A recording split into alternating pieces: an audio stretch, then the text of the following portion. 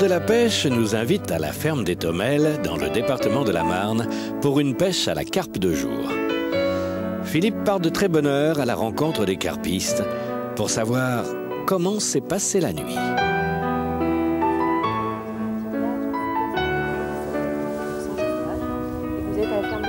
Alors, expliquez-moi un petit peu tout ce qui se passe ici. Alors, donc, nous sommes on appelle ça village pêcheur un petit peu. Donc, vous voyez, nous avons des gîtes à disposition des gens qui veulent venir pêcher en famille. Et ça permet aux gens d'amener leurs femmes, leurs enfants. Il y a d'autres activités pour les femmes et les enfants, mis à part la pêche. Au niveau du village, nous avons un club hippique, il y a 2 cours de tennis, les gens peuvent se baigner dans la rivière du village. Et nous avons aussi pour les femmes un truc très important, c'est les magasins d'usine à Troyes. Ah. Alors là, vous parlez de la famille, donc aujourd'hui comment ça se passe? Si moi je veux venir avec ma famille, ma femme, mes enfants, les réservations, je passe complètement par vous? Oui, voilà, complètement. Vous me téléphonez, vous me donnez les dates qui vous intéressent et moi je regarde si j'ai un gîte à disposition. Donc vous voyez, regardez, les gîtes se trouvent face à l'étang. Donc pour le pêcheur, c'est l'idéal évidemment. Pied dans l'eau comme on dit. Alors là, donc vous vous occupez de tout, vous préparez tout le temps qu'on peut venir? Alors ça va du week-end à la semaine, à la quinzaine en fait. Les gens, c'est au choix, ils peuvent venir 3 jours, 4 jours. Il y a tout. D'accord. Et vous avez une capacité d'accueil maximale de combien de personnes? Une dizaine de familles. Oui. Une trentaine de pêcheurs. D'accord. On avance un petit peu parce que je vois qu'il y a un chalet magnifique devant là. Oui, oui. Alors vous êtes ouvert combien de temps dans l'année? Alors nous ouvrons du 1er avril au 30 octobre. D'accord. Et là, toute pêche confondue? Toute pêche confondue. Alors, c'est-à-dire que cette période-là est réservée à la carpe, aux silures et aux poissons blancs. Et ensuite, du 30 octobre au 30 mars, ou 31 mars, je ne sais plus combien de jours, carnassier à la mouche. Et alors dans le carnassier, brochet, truite, black bass, cendre. Et uniquement pêche à la mouche ou mormanier ou leurre, etc. D'accord. Et vous avez une superficie de combien en étang? Combien d'étangs vous avez? Alors il y a 5 étangs. Alors le plus grand c'est celui-ci. C'est le plus vieil étang. D'accord. Le grand-père de mon mari l'a creusé après la guerre. Donc c'est une ancienne sablière qui est devenue très belle au fil des ans. Et cet étang fait 7 hectares. L'étang à silure, qui s'appelle l'étang des Arcis, fait environ 4 hectares. L'étang des Marennes, environ 4 hectares aussi. Nous avons également l'étang des Trémies, qui doit faire 3 hectares et demi. Et là, donc, tout type de poisson représenté. Oui. Donc, tout pêcheur confondu peut venir chez vous. Et donc, avec les activités à côté, ce qui est très important pour l'ensemble de la famille. Pour l'ensemble de la famille. Et là, je pense que vous faites ce qui se passe un peu partout, c'est-à-dire que vous préservez la nature, les poissons. Donc tout se passe à base de no-kill. Voilà. Tout le poisson est remis à l'eau. Même si on sait que de temps en temps, il faut... Oui, même si on sait que de temps en temps, il faut en prélever un petit peu pour qu'il y ait quand même un équilibre. Mais, oui, mais ça se fait naturellement, je pense. Oui. Alors Francine, parle-moi un peu de l'intérieur de tes chalets. Volontiers. Alors on a 2 types de chalets. Donc on a des chalets équipés avec une chambre, d'autres avec 2 chambres, et ils ont tous un petit coin cuisine, un petit coin salon dans lequel les gens peuvent amener la télé, tu vois. Tous les chalets sont équipés avec l'antenne. Donc une chambre ou 2, salle de bain, WC, une terrasse sur laquelle ils peuvent manger l'été et équipé avec barbecue. Parfait. Voilà. Toute utilité. Toute utilité. Bien. Mais écoute, on va se rapprocher des carpistes parce que on va aller voir si pour eux la nuit s'est bien passée. Oui, du poisson de fait. Bonjour. Alors Patrice, la nuit a été bonne? Quelques explications sont données à Philippe concernant l'amorçage et les appâts. Mais le plus important reste à venir. C'est l'heure de la pesée, mais aussi des photos. Vous les faire voir, ils sont sales, vous n'êtes pas à les poser. Sur la mise. Avec plaisir.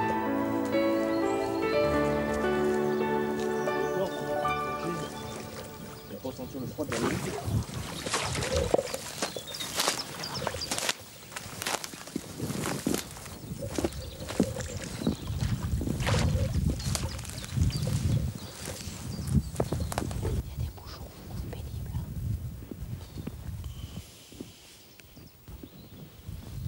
Alors explique-nous un petit peu comment tu fais pour les peser. Alors on sort les poissons de leur sac de conservation dans lequel ils ont passé la nuit et on les transfère dans un sac de pesée. Et ensuite on les prend au peson. Alors. Là elle fait exactement, on l'a vu dans la nuit, là elle fait exactement 7,9 kg. C'est un beau poisson. C'est un beau poisson, surtout qu'il est bien sain, pas esquinté. C'est vraiment des beaux poissons. Les deux poissons sont en pleine forme en plus. Hein. En pleine forme, bien en privie. C'est vraiment un bon poisson. Ça permet de mettre le doigt, ça permet de téter, ça évite de bouger. On va remettre à l'eau. Il faut toujours essayer de les protéger pour pas qu'ils s'abîment, ouais. Pour éviter de les abîmer.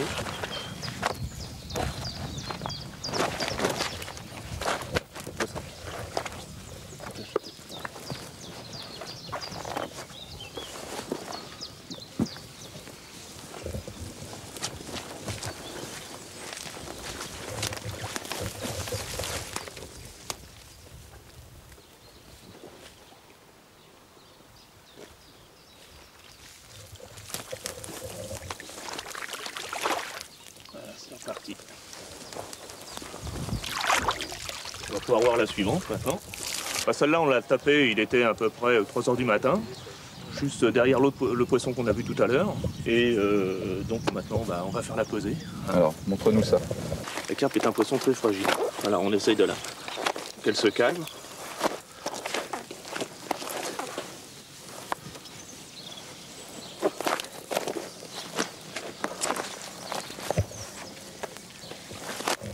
Magnifiques couleurs.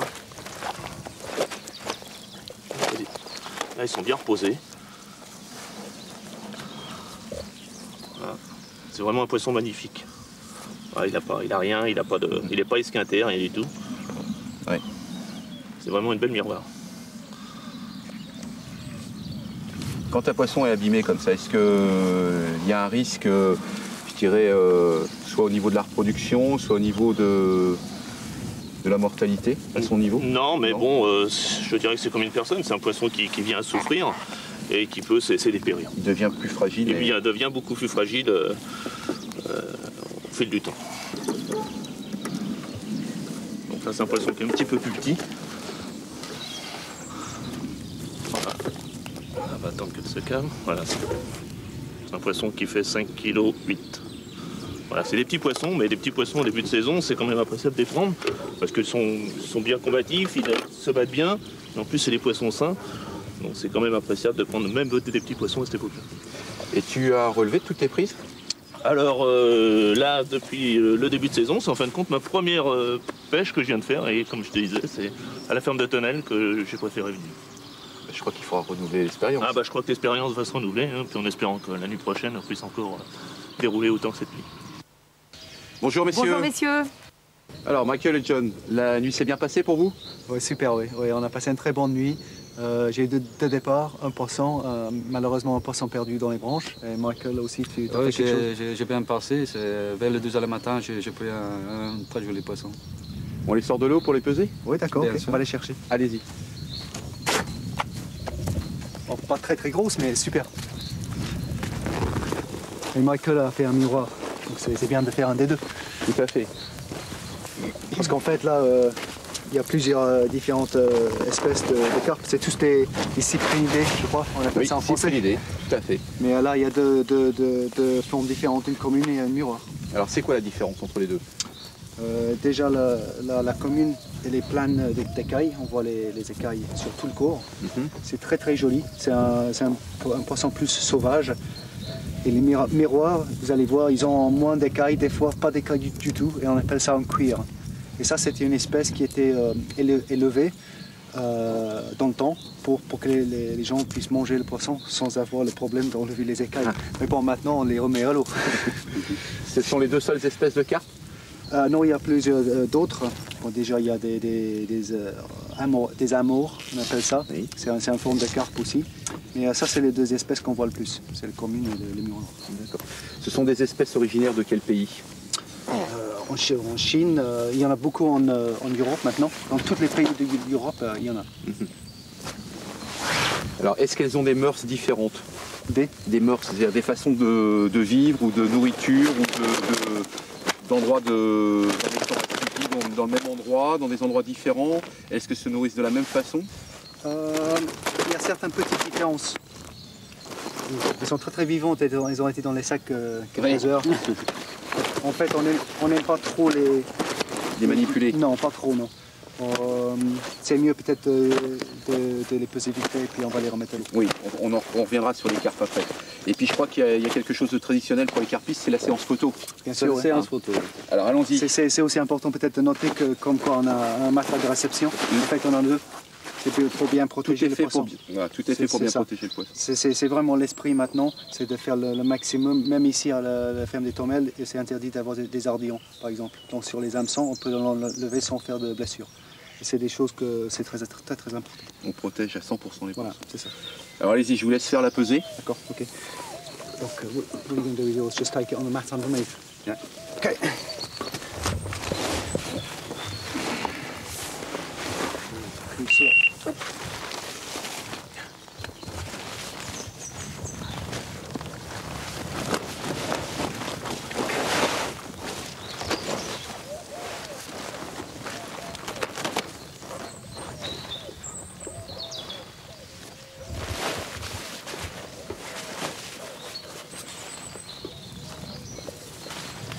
On a déjà, comment est-ce qu'on dit en français? Taré le poisson. On doit faire, je sais pas, 7 kilos peut-être. Donc ça fait combien? Oui, 6 kilos, 6 kilos, 6 kilos. 6 kilos. 6 kilos. Super. Merci.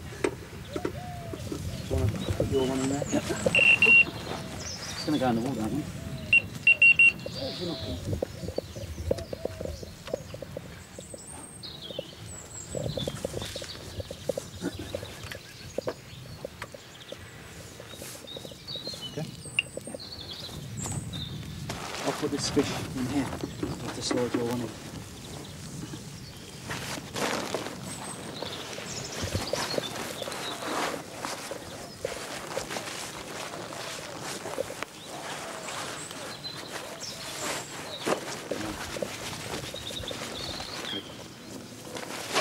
Okay, you got it? Yep. Just slide out. Merci.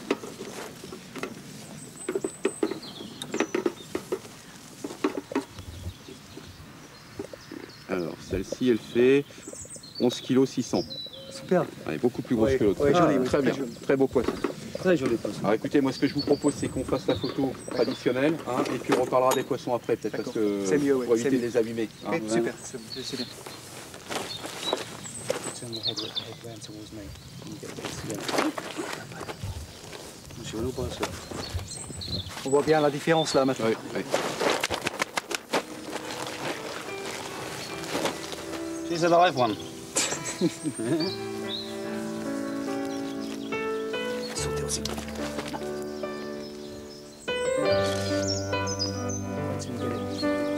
Imagine it's like a front cover, but you need to be that side, James, as well. On tourne le poisson comme ça, ça te calme. C'est calme le poisson. Ah, c'est comme un bébé. C'est comme un bébé.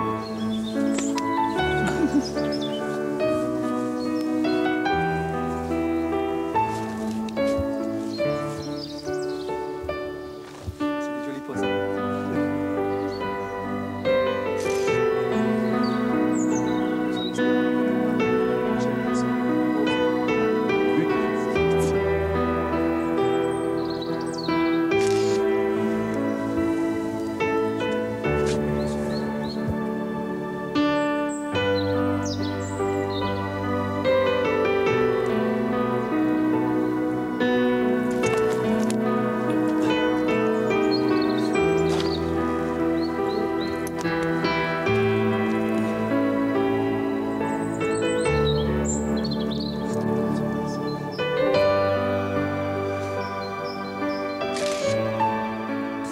Alors maintenant, on va les remettre à l'eau. On peut peut-être donner un coup de soin avant. Oui, oui, bien sûr. Ok. Alors c'est quoi? Expliquez-moi ce que vous allez faire. C'est le bétail rouge. C'est spécial, c'est pas spécial, mais c'est mieux pour le lot. Le bétail pour le noir. C'est pour soigner quoi? C'est pour juste soigner. Soigner les poissons, soigner les bêches de bouche, et puis s'il a jamais un problème sur le corps, on peut mettre ça pour protéger le poisson. Allons-y. You can just put it in where the hook was. You can just work on it. No one's fine. Voilà. Ok, super. Tu veux nous proposer une sac again? Oui. Allez, rendons-leur leur liberté. D'accord. Ok. Ouf. Allez, à boum.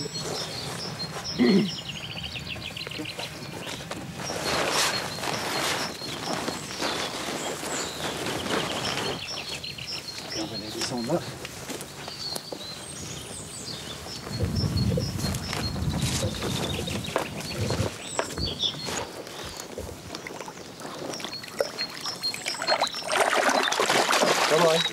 Lovely stuff. À la prochaine.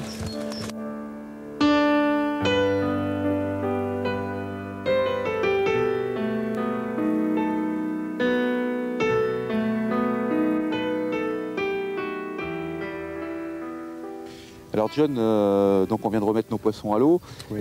J'aimerais que tu me parles un peu de la nuit. Oui. Comment ça s'est passé? Très très bien, on est plusieurs de pêcher sur l'étang et là en fait les touches ils étaient plutôt dans la nuit. Là j'ai eu un départ, Michael un départ, Patrice en face, il en avait 2 je crois, Hugues il a fait un poisson, donc en fait pour tout l'ensemble de l'équipe c'était vraiment bien. C'était bien. À quel moment tu as pris tes poissons? Moi c'était vers 2 h du matin je crois, toi aussi à peu près la même heure. Ouais. En fait en face aussi. Et c'est là on avait touché, on avait parlé un peu de ça quand on discutait des appâts, c'est que là les poissons en fait sur tous les temps ils ont s'alimenter à peu près sur les mêmes heures. Et ça se peut que comme il fait froid, les carpes vont s'alimenter peut-être 1 ou 2 fois par jour. Et là c'était vraiment sur le même moment, sur les différents endroits de l'étang, ce qui est assez intéressant. Et si on n'avait pas pêché la nuit, on n'aurait pas fait de poisson. Bon, comme quoi c'est important de pouvoir faire progresser chaque pêche. Et donc ça apporte un plus au niveau des pêcheurs, bien évidemment. Ouais. Alors John, tu viens d'Angleterre, j'ai vu que tu avais un joli drapeau. Oui. Si tu viens pêcher en France, est-ce que ça veut dire qu'en Angleterre, il y a moins de carpes? Il y en a quand même, mais en France, elles sont peut-être plus grosses. Et il y a beaucoup de pression de pêche chez nous. Et j'adore venir sur ces sites comme vous avez ici, où il y a beaucoup moins de pression.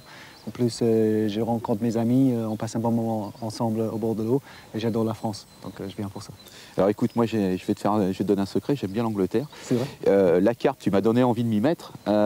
Si tu en es d'accord, est-ce que tu pourrais m'inviter pour qu'on aille faire une partie de pêche à la carpe ensemble? Bien sûr, tu viens quand tu veux.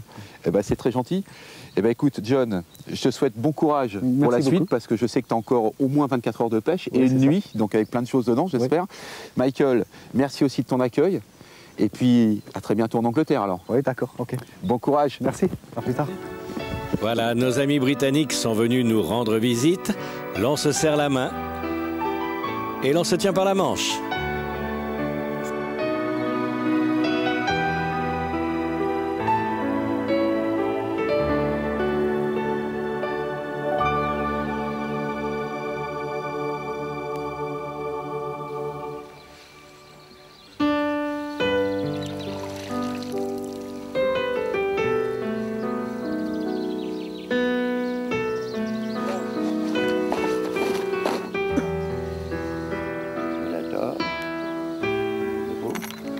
Les sacs sont tellement grands qu'on ne trouve même plus le poisson.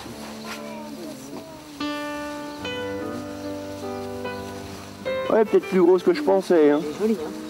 Elle est belle. Hein. Très belle. Oui. Elle est abîmée de côté. Ah oui, elle a eu le temps de se reposer. Allez, gentil, tu vas y retourner. Ouais. 8 kg et 5 grammes, oui, on va pas.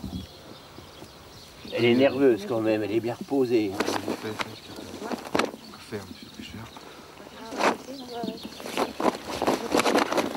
Allez.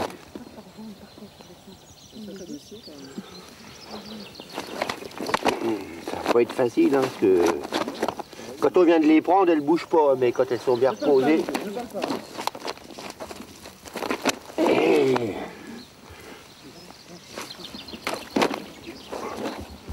Non, ça va pas être. Fais comme tu veux, balance ça.